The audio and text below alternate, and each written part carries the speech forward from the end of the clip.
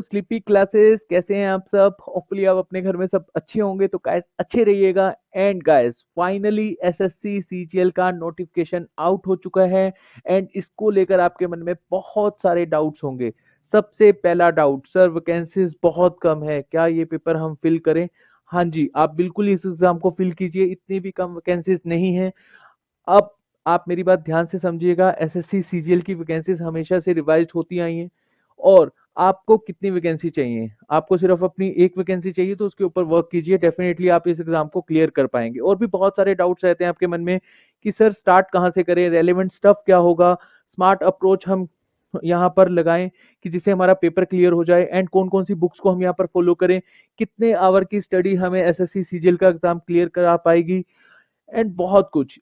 देखिए गाइस, आप में से बहुत सारे स्टूडेंट ऐसे होंगे जो इस साल अपना ग्रेजुएशन कंप्लीट करेंगे, उनके लिए बेस्ट अपॉर्चुनिटी है। और इस अपॉर्चुनिटी को कैसे ग्रैब करना है मैं आपको लास्ट तक बताऊंगा। और ये अप्रोच डेफिनेटली आपके एग्जाम को क्लियर कराने में आपकी हेल्प करेगी। आप में से बहुत सारे ऐसे भी स्टूडेंट्स होंगे जो पहले से इसकी तैयारी कर रहे हैं, तो उनके लिए भी काफी इंपॉर्टेंट रहने वाली है वीडियो, तो एंड तक जरूर देखिएगा। तो पहले बेसिक सा बता देता हूँ, date for submission of online application, मतलब आप अपना फॉर्म कब से कब तक फिल कर सकते हो। तो इस मंथ की जो 29 है से लेकर नेक्स्ट मंथ की 31 तक आप अपना फॉर्म फिल कर सकते हो। लेकिन मेरी पर्सनल एडवाइस है, लास्ट डेट के भरोसे कभी भी मत रहिएगा। एसएससी का जो सर्वर है वो डाउन हो जाता है। मैं नहीं चाहता कि आप एक अच्छी जॉब को खो दें, आप ये फॉर्म ही ना फिल कर पाए। परसेप्शन बन जाती है स्टूडेंट्स के मन में कि सर जितना लेट हम फॉर्म फिल करेंगे उतना लेट हमारे को रोल नंबर मिलेगा, मतलब उतना हमारा लेट पेपर होगा, और हमें थोड़ा सा आइडिया लग जाएगा कि पेपर कैसे आ रहा है। जैसे आप सब जानते हैं कि 29 मई से पेपर है आपका, और 7 जून तक आपका पेपर चलेगा, मतलब लगभग 8 दिन का पेपर है। शिफ्ट में पेपर होता है, मॉर्निंग, आफ्टरनून एंड इवनिंग। तो गाइस आपको रहता है कि जितना हम लेट फिल करेंगे उतना हमारा लेट पेपर होगा, हमें आइडिया लग जाएगा पेपर कैसे आ रहा है। तो पेपर अगर आपको आता होगा तब आपको कोई जरूरत नहीं है आइडिया, हालांकि मदद करता है बट इतना कोई ऐसा फर्क नहीं पड़ता। अगर आपने पेपर को पढ़ा ही नहीं है, एसएससी सीजीएल के बारे में आपको पता ही नहीं है, और आपने अच्छे से प्रिपरेशन ही नहीं करी, तो डेफिनेटली आप कुछ नहीं कर पाएंगे, ठीक है, उस आइडिया से भी। उसके बाद एज लिमिट्स क्या है? देखिए गाइस, मिनिमम आपको ग्रेजुएशन यहाँ पर जरूरी है। उसके साथ साथ मिनिमम एज 18 to 27, कुछ पोस्ट के लिए 18 to 27 है, कुछ पोस्ट के लिए 30 है। यहाँ मैं जनरल कैटेगरी की बात कर रहा हूँ। और कुछ पोस्ट के लिए 32 भी है। बाकी रिलैक्सेशन कैटेगरी कैटेगरी वाइज मिलता ही है, जैसे कि एससी एसटी को 5 इयर्स का, ओबीसी को 3 इयर्स का, पीडब्ल्यूडी को 10 इयर्स का। उसके बाद आप देख सकते हैं हर कैटेगरी वाइज रिलैक्सेशन दिया गया है। एंड गाइस मोस्ट इंपॉर्टेंट, आपके मन में एक डाउट होता है कि सर हम फाइनल ईयर में क्या हम ये पेपर को फिल कर सकते हैं? तो गाइस पेपर को आप फिल तब कर सकते हो जब आपकी डिग्री यहाँ पर कंप्लीट हो चुकी है। अगर आपने डिग्री कंप्लीट करी है अपना 1/1/2021 तक, तब तो आप ये पेपर को फिल कर पाएंगे, अदरवाइज आप ये एग्जाम को फिल नहीं कर पाएंगे। ठीक है गाइस।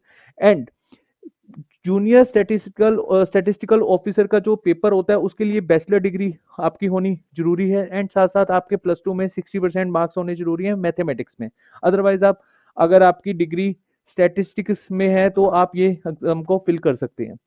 देखिए गाइस, बेसिक सा स्ट्रक्चर है इस एग्जाम को क्लियर करने का। जो प्रीलियम्स होता है, या फिर आप टायर 1 कह सकते हो, एसएससी में इसको टायर 1 कहा जाता है। तो टायर 1 में 4 सब्जेक्ट होते हैं, एक तो रीजनिंग है, एक जनरल अवेयरनेस है, क्वांटिटेटिव एप्टीट्यूड है, इंग्लिश है। तो पहले मैं स्टार्ट करता हूँ इंग्लिश से। इंग्लिश को आप कैसे अपनी अच्छी कर सकते हैं इस पेपर के लिए? 25 क्वेश्चन आते हैं, और 25 क्वेश्चन आपके 50 मार्क्स के होते हैं, मतलब एक क्वेश्चन आपका 2 मार्क्स का होता है। देखिए, इंग्लिश को अच्छा करने के लिए आज से ही वो कैप को स्ट्रॉन्ग करना शुरू कर दीजिए। वो कैप स्ट्रॉन्ग कैसे होती है? न्यूज़पेपर को रीड करोगे तब अपने आप ही आपकी वो कैप स्ट्रॉन्ग हो जाएगी। अगर आपकी इंग्लिश ठीक ठीक है तो आप इंडियन एक्सप्रेस को फॉलो कर सकते हैं। अगर आपकी इंग्लिश अच्छी है तो आप द हिंदू को फॉलो कर सकते हैं। दोनों न्यूज़पेपर बहुत अच्छे हैं, और ऐसा नहीं है कि द हिंदू से ही वो कैब आती है, इंडियन एक्सप्रेस से नहीं आती। दोनों न्यूज़पेपर अच्छे हैं, अपनी अपनी जगह दोनों की इंपॉर्टेंस है। अच्छा, हमने मेन यहाँ पर एडिटोरियल सेक्शन को पढ़ना है। ऐसा नहीं है कि आप कंप्लीट न्यूज़पेपर पढ़ें, अगर आप पढ़ सकते हैं तो अच्छी बात है, नहीं तो आप सिर्फ और सिर्फ एडिटोरियल, या फिर कई जगह ओपिनियन लिखा होता है, या कई जगह आर्टिकल लिखा होता है, तो एक ही बात है। तो सिर्फ आपको वो पढ़ने हैं और कुछ नहीं आपको पढ़ना। और ये न्यूज़पेपर के बिल्कुल बीचों बीच होते हैं, 6, 7, 8, 9, 10 ये पेज पर आपको एडिटोरियल सेक्शन देखने को मिलेगा। ठीक है गाइस। उसके बाद है क्वांटिटेटिव एप्टीट्यूड। अब ये दो टॉपिक्स मैंने पहले क्यों लिए, मतलब दो सब्जेक्ट मैंने पहले क्यों लिए, क्योंकि ये प्रीलिम्स के लिए भी इंपॉर्टेंट है और मेंस के लिए भी इंपॉर्टेंट है। मेंस में सिर्फ ये दो सब्जेक्ट ही आएंगे आपके। ठीक है गाइस। तो आपने जो मैथ है ना एप्टीट्यूड वाला सेक्शन, वो इतना अच्छे से करना है।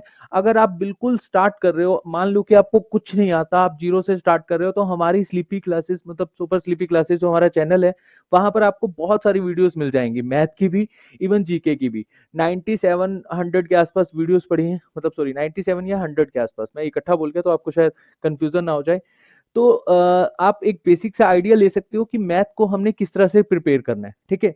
मैथ आप अगर आपको बिल्कुल बेस से करना है तो आप आर एस अग्रवाल को उठा सकते हो, बहुत अच्छी बुक है। हर तरह के क्वेश्चन दे रखे हैं आर एस अग्रवाल में।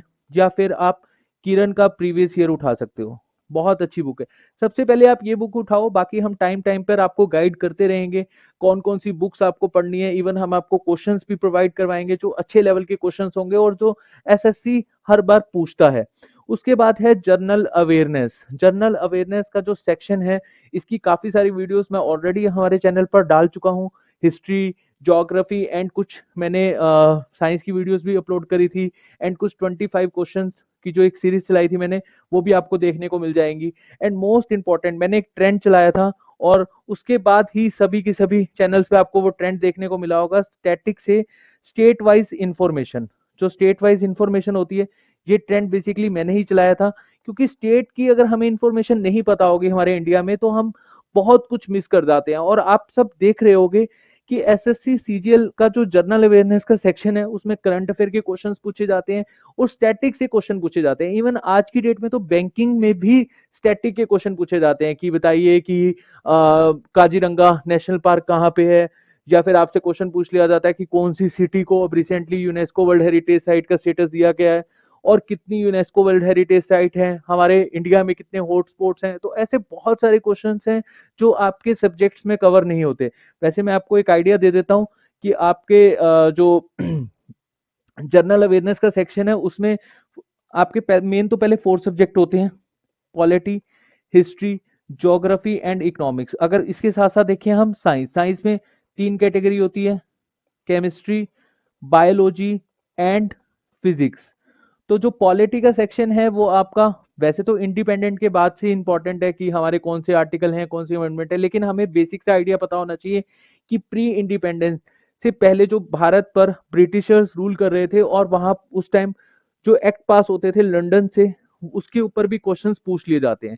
और हिस्ट्री, आपको पता है हिस्ट्री भी 3 पार्ट्स में डिवाइडेड है, ancient and medieval and modern. तो जो एंशियंट वाला पार्ट है, यहाँ से बहुत सारे क्वेश्चंस आते हैं, लाइक एज बुद्धिज्म के ऊपर क्वेश्चन पूछ लिया जाता है, या फिर जैनिज्म से रिलेटेड क्वेश्चन आ जाता है। और मेडिवल हिस्ट्री तो बहुत बहुत ज्यादा इंपॉर्टेंट है, दिल्ली सल्तनत के बाद आपको यहाँ पर अच्छी कमांड करनी होगी। मेरी बहुत सारी वीडियोस ऑलरेडी अपलोडेड है, आपको एक बेसिक सा आइडिया लग जाएगा हम किस तरह से आपको पढ़ाएंगे और क्या हमारी अप्रोच रहेगी। ठीक है। एंड फाइनली आपको मैं बताने जा रहा हूँ रीजनिंग का सेक्शन। देखिए रीजनिंग का सेक्शन जो एसएससी का पेपर होता है वो ज्यादा टिपिकल नहीं पूछता, रीजनिंग बहुत इजी आती है। ये आप ऐसे समझ सकते हो कि एसएससी में जो स्कोरिंग सब्जेक्ट है वो आपका रीजनिंग ही है। हालांकि बैंकिंग में अगर हम देखें, रीजनिंग में फ्लक्चुएशन देखने को मिलती है, क्वेश्चन हार्ड आ जाते हैं, लेकिन एसएससी कॉन्स्टेंटली एक जैसे क्वेश्चन ही पूछता आया है काफी सालों से। ठीक है गाइस, तो आप रीजनिंग में अपनी कमांड अच्छी कर सकते हो। रीजनिंग के लिए मैं आपको बुक सजेस्ट कर देता हूँ। आप कोई भी प्रीवियस ईयर उठा लो, दिशा की उठा लो, दिशा पब्लिकेशन बोले तो, या फिर किरण की आप फॉलो कर सकते हो, या कोई भी प्रैक्टिस सेट आप ले सकते हो रीजनिंग का। जनरल अवेयरनेस के लिए मैं आपको एक बुक बताना चाहूंगा, बाकी मैं यहाँ पर आपको वीडियोस अपलोड करता रहूंगा। क्राउन, क्राउन पब्लिकेशन की बुक बहुत अच्छी है, इंग्लिश एंड हिंदी मीडियम दोनों में अवेलेबल है। अमेजोन, अमेजोन आपको पता ही है ऑनलाइन आपको मिल जाएगी, अमेजोन बोले तो अपनी दुकान। ठीक है, अब तो आप समझ ही गए होंगे। क्राउन में देखिए ऑब्जेक्टिव भी लेनी है आपको, साथ साथ सब्जेक्टिव भी लेनी है। इसका बेनिफिट क्या होता है कि जब तक हम ऑब्जेक्टिव नहीं करेंगे, मान लो कि आपने सब्जेक्टिव से एक टॉपिक करा, मैंने आपको वैदिक एज करवाया, वैदिक एज करवाने के साथ साथ कुछ एक क्वेश्चन ऐसे होते हैं जो प्रीवियस ईयर पूछे जाते हैं बट टीचर कई बार मिस कर जाता है। ठीक है, या फिर टीचर करवाता है तो आपको एक रिवीजन के तौर पे आपको देखना होता है। मान लो मैंने वैदिक एज करवाया, आपने अच्छे से पढ़ लिया, और उसके बाद रिवाइज कहाँ से करोगे आप? ऑब्जेक्टिव की बुक से। ठीक है, ऑब्जेक्टिव में बिल्कुल पैटर्न वाइज ग्राउंड में दे रखा है बहुत अच्छे से, और एरर कम है, तो ये बुक को आप परचेज कर सकते हो। और आपको ये बुक परचेज करने के बाद बिल्कुल भी ऐसा नहीं लगेगा कि आपका जनरल अवेयरनेस का जो पार्ट है उसमें आपके नंबर कम आ रहे हैं। ठीक है गाइस, इंग्लिश के लिए मैं आपको बता चुका हूं, आप सिर्फ पहले द हिंदू या इंडियन एक्सप्रेस फॉलो कीजिए, और इसके लिए प्रैक्टिस सेट की बुक आती है एक, मैं आपको सजेस्ट कर देता हूं, ए के सिंह की बुक आती है प्रैक्टिस सेट एसएससी की। ये आई थिंक अब 152 हो चुके हैं, ये भी आपको अमेजोन पे मिल जाएगी, या फिर 133 होंगे। प्रीवियस ईयर प्रैक्टिस सेट बहुत अच्छी बुक है, इसको आप परचेज कर सकते हो, या फिर किरण की भी ले सकते हो, जो भी आपको अवेलेबल हो। अगर आप थ्योरेटिकल पढ़ना चाहते हो तो मैं सजेस्ट करूंगा एसपी बख्शी, बहुत अच्छी बुक है। अगर एक बार आपने एसपी बख्शी को कंप्लीट कर दिया, देन आप बहुत अच्छे से प्रैक्टिस कर सकते हो। देखिए 5 मंथ का हमारे पास समय है, जितने लेक्चर्स हम आपको यहाँ पर अवेलेबल करवाएंगे उतना मोर देन इनफ है। एंड साथ साथ उसके बाद आप प्रैक्टिस करना चाहते हो तो प्रैक्टिस के लिए ए के सिंह की बुक बहुत अच्छी है। ये बैंकिंग वालों के लिए भी आती है और एसएससी वालों के लिए भी आती है। या फिर आप किरण भी ले सकते हो, किरण भी अच्छी है, किरण वालों ने भी काफी अच्छे से कंपाइल्ड किया हुआ है प्रीवियस ईयर को। उसके बाद देखिए गाइस, टायर 2 का जो एग्जाम होता है ये काफी इंपॉर्टेंट होता है, लेकिन अभी हम बात करेंगे टायर 1 की, क्योंकि हमारा पहले है टायर 1, जो पहले चीज आती है उसके ऊपर हम पहले बात करते हैं, और टायर 2 के लिए हम स्पेशल से एक अलग से प्लानिंग लेकर आएंगे आप लोगों के लिए, प्रॉपर एक स्ट्रेटेजी के साथ आएंगे। अभी के लिए आप टायर 1 के ऊपर फोकस कीजिए, जितनी मेरी वीडियोस पड़ी हैं हमारे चैनल पर उसको देखिए, जो भी आपको डाउट आता है आप कमेंट सेक्शन पे अपने डाउट्स पोस्ट कीजिए, मैं उन डाउट्स को क्लियर करूंगा। एंड हमारा टेलीग्राम चैनल भी है सुपर स्लीपी क्लासेस, उसको भी आप ज्वाइन कर सकते हैं। और उसको ज्वाइन करने के बाद आपको जो जितनी भी पीडीएफ, जितने भी मैंने आज की डेट तक वीडियोस अपलोड की हैं हमारे चैनल पर, उनकी पीडीएफ आपको वहां पर मिल जाएंगी। ठीक है गैस, और ये सिलेबस है, सिलेबस वैसे आपको जो बुक मैंने आपको सजेस्ट की है उन बुक्स में आपको मिल जाएगा। जो आपका क्वांटिटेटिव एप्टीट्यूड का पार्ट है, इसके लिए आपको ना जो अर्थमेटिक का सेक्शन है वो तो अच्छा करना ही करना है, साथ साथ आपको अपना एडवांस सेक्शन भी अच्छा करना है। अर्थमेटिक के ऊपर फोकस करो, तभी आपका एडवांस हो पाएगा। ऐसा नहीं है कि आप सोचो कि हम अर्थमेटिक के ऊपर ही अपना फोकस करते हैं और एडवांस को छोड़ देते हैं, एडवांस हमें आता नहीं है, ट्रिग्नोमेट्री हमें 10th तक भी नहीं हुई थी। नहीं, अब होगी। आप अच्छे अप्रोच से पढ़िएगा, डेफिनेटली हम भी बहुत आपकी हेल्प करेंगे, इससे आपका जो भी बेसिकली वीक सेक्शन होगा वो अच्छे से कवर हो जाएगा। ठीक है गाइस, तो वैकेंसीज ज्यादा कम के बारे में आप मत सोचिए, वैकेंसीज इतनी है कि आप लोग अपना पेपर आराम से क्लियर कर सकते हैं, और डेफिनेटली वैकेंसीज रिवाइज्ड होंगी। तो चलिए guys, thank you so much, hopefully आपको ये सेशन अच्छा लगा होगा, एंड आपको जानकर जो भी आपके डाउट्स होंगे वो भी क्लियर हुए होंगे। चलिए, थैंक यू सो मच।